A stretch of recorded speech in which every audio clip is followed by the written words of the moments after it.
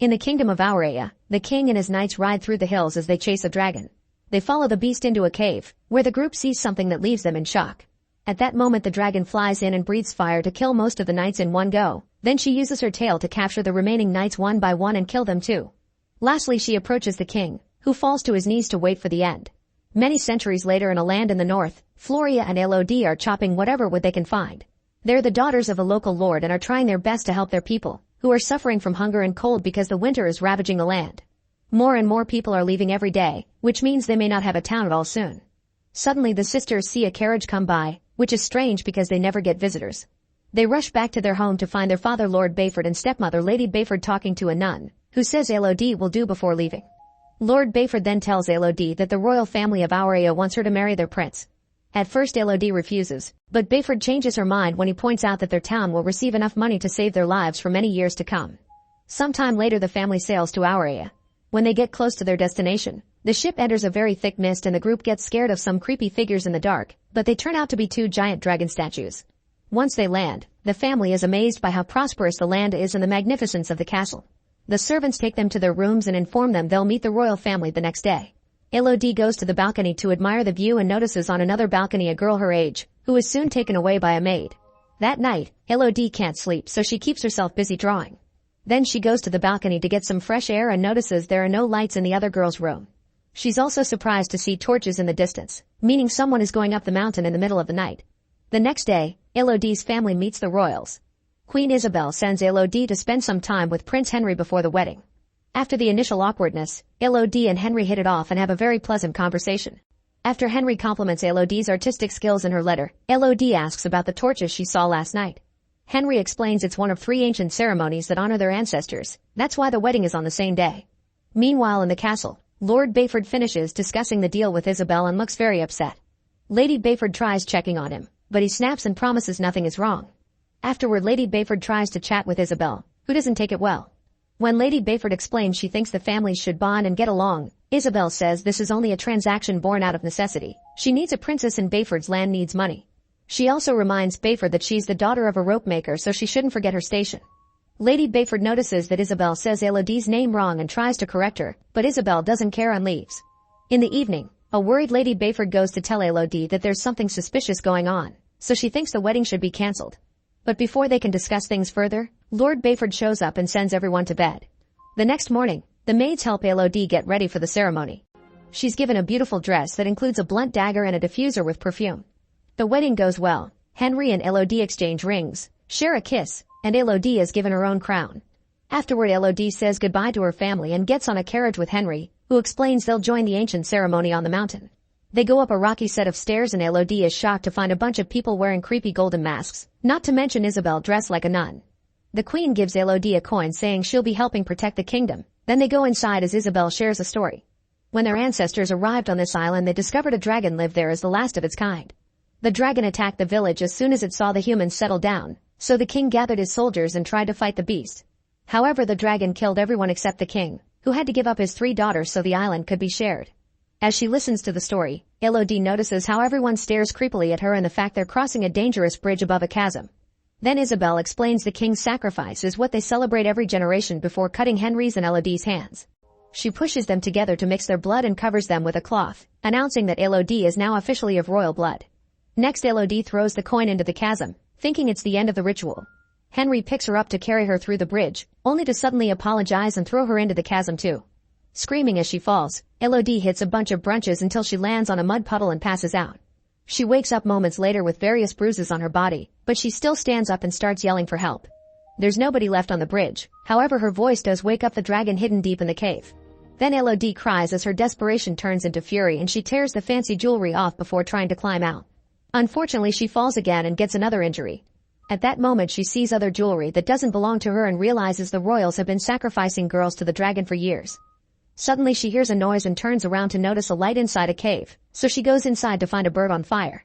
Elodie immediately uses some dirt to put the fire out, but it's too late, the bird is already dead. Suddenly a roar echoes in the cave and hundreds of birds on fire come out, flying above Elodie for a few minutes before they drop dead around her. With the little bodies serving as lights, Elodie tries to look for an exit only to freeze when she sees the dragon coming.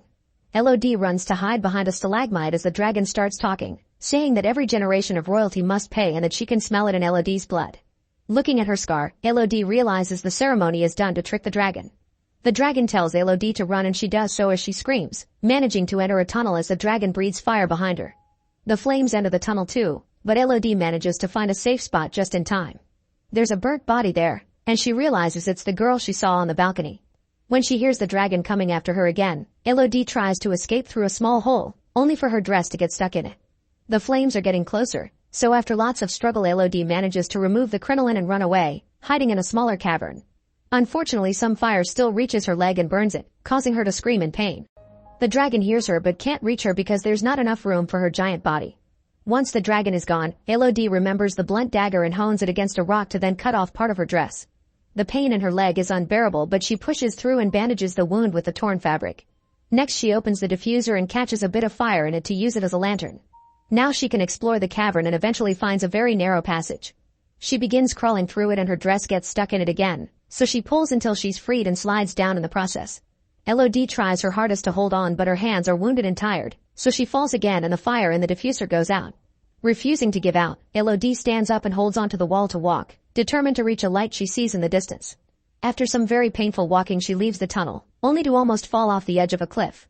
She can still see the light on the other side, so after taking off her wedding ring and throwing it into the abyss, Elodie steps back and runs to make a big jump. The other side of the cliff is slippery and she can't hold on, but luckily as she slides down her belt gets stuck in a rock. It soon breaks, however it gives her enough time to take out the dagger and stick it into a crack to hold on. Then she uses the dagger to climb up the rest of the way and discovers the light comes from cute glowing slugs. After checking they don't bite, Elodie tears off her puffy sleeve and puts a bunch of slugs inside to make a new lantern. Then she walks a little further and finds a small lake, but when she tries to drink, she immediately spits the water out. It turns out the cave plants give it a disgusting taste. However, there is also dripping ice on the ceiling, so Elodie stands under it to catch any drops she can.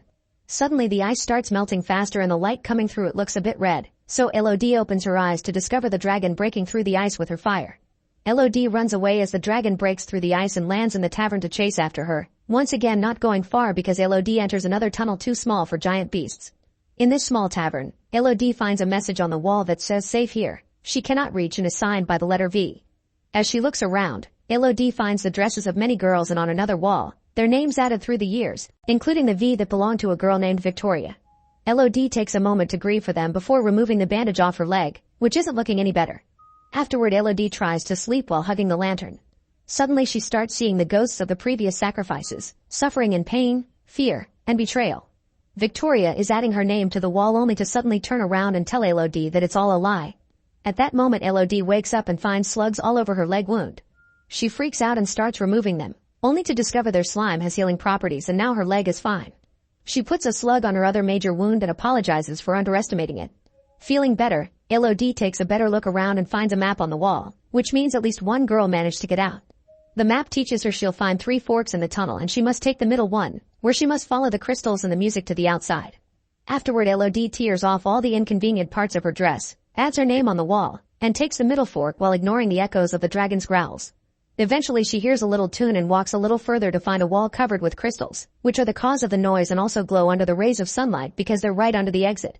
Nearby there's a crown with a V on it, which means it was Victoria who got out.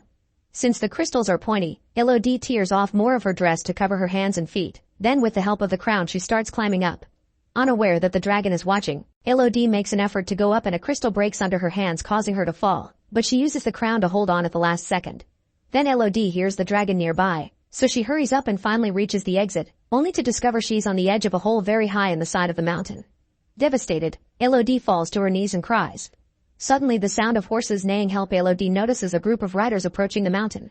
She tries yelling for help, but at that moment the dragon flies toward her and covers the hole. Elodie steps back just in time and notices another message on the wall saying "Not safe" signed by V. Nearby there's a body, meaning Victoria died there and never got out. The dragon gets her fire ready, only to stop when she hears a male voice calling out Elodie's name. While the dragon flies off to investigate, it's revealed that Lord Bayford has come with 2 knights and a guide to look for Elodie. They descend into the cave with some rope and start searching the area, so Elodie uses the sound of their voices to find her way back. When she takes a new tunnel, she's shocked to find a nest with 3 dead baby dragons and remembers Victoria's words, which makes her realize Isabel had been lying. The dragon hadn't been the last of her kind and she hadn't struck first. A flashback reveals that the king had entered the tavern precisely to kill all the babies, so the dragon's attack had been an act of revenge. She killed all the knights as seen in the beginning, but when it was the king's turn, the dragon told him death would be too easy and he should suffer the same way she did. Since then the royal family has been feeding the dragon 3 women with their blood mixed to make them pass as royal daughters. Afterward Elodie finds her father and his men, but she doesn't show herself yet for safety. The dragon shows up and grabs a knight, taking him for a flight before dropping him from a great height. The knight bounces on the rocks and crashes to the ground, instantly dying. While the guide rides to hide, the dragon grabs the second knight and crushes him under her paw before interrogating Bayford. He explains he's here to save his daughter and tries to attack with his sword, but the dragon grabs him with her tail and disarms him before dropping him. While Elodie sneaks around waiting for the right time, the dragon tells Bayford to call for his daughter. Bayford decides to offer a heartful speech about how sorry he is and admitting he made a horrible mistake. Then he yells to order Elodie not to come out, causing the dragon to push him down and stab him right in the heart with her claw. Elodie can't help making a noise as she cries and the dragon starts searching for her, but luckily at that moment the guard also makes a noise and the dragon goes after him, thinking it's Elodie. With the dragon gone, Elodie says goodbye to her father and kisses his forehead before he dies. Then she uses the rope left by him to start climbing out of the tavern. Meanwhile the dragon finds the guide and crushes him to death before coming after Elodie, who manages to climb fast enough to avoid the flames that now cover the entrance. Elodie immediately gets on her father's horse but only rides for a few moments before jumping off to hide under some rocks. Since the horse keeps going, the dragon is tricked and continues to follow it to burn it to death. Then the dragon breathes fire on the clouds, causing a horrible storm as a sign the deal has been broken. In the castle, Isabel notices this and immediately sends her knights to kidnap Floria. Lady Bayford tries to stop them, only to get stabbed in the process. Moments later when the fire is over, Elodie comes out of hiding and bumps into Lady Bayford, who came all the way here on a horse while still bleeding. When Elodie hears what happened, she promises to save her sister and takes the horse back to the mountain. Meanwhile Floria is taken to the bridge, however Henry refuses to do the ritual with a child. Isabel ignores him and uses her own blood instead, cutting Floria's hand to do the mixing before throwing her into the chasm. By the time Elodie arrives at the bridge, everyone is gone and an unconscious Floria has been caught by the dragon, who doesn't kill her yet because she wants to bait Elodie into coming for her sister. A desperate Elodie descends back into the tavern with the rope and uses her previous experience to follow the same path much faster. After double-checking the map to find the dragon's lair, Elodie arms herself with her father's sword and prepares a trap for the dragon.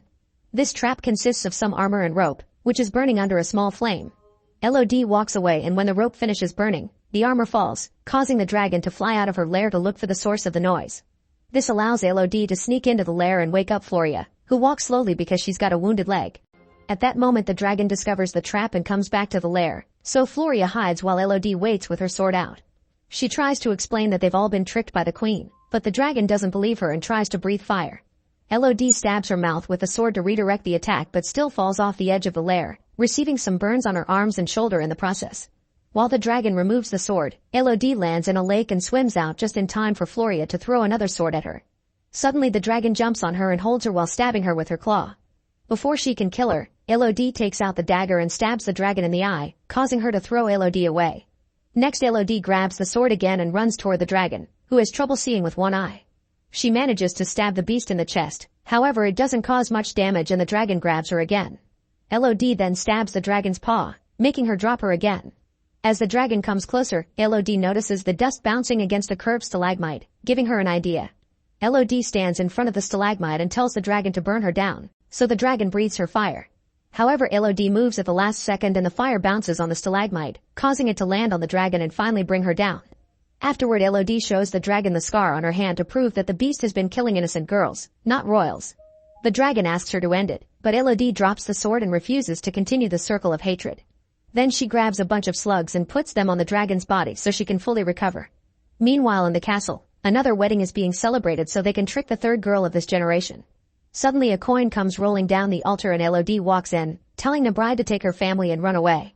Then Elodie tells the locals they can also run away if they want, but only the servants take her seriously and leave. At that moment the dragon shows up and breathes fire on everyone present, killing Isabel and every person in the royal line to finally end it. As everyone panics, Henry closes his eyes and accepts the punishment because he knows he deserves it. Soon the castle crumbles down but Elodie walks away with her head held high. A few days later, Elodie, Floria, and a recovered Lady Bayford get ready to leave in a ship full of gold and supplies for their people.